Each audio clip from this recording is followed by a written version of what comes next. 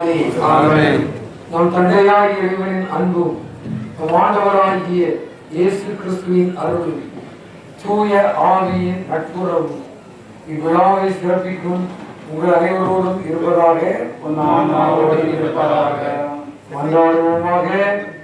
எல்லாம் வல்ல விடய தந்தையே, நீர் படைத்த அண்டங்கள் கோள்கள் யாவும் நீர் குறித்துள்ள எல்லைக்குள் வளம் வந்து உங்களை போற்றி புகழ்கின்றன. இன்று நாள்களுக்கு உங்களுடைய திருமகனின் தாய் வழியாக எங்கள் புகழ் அஞ்சலியை நன்றி உணர்வோடும் பெரும் மகிழ்வோடும் உமக்கு செலுத்துகிறோம்.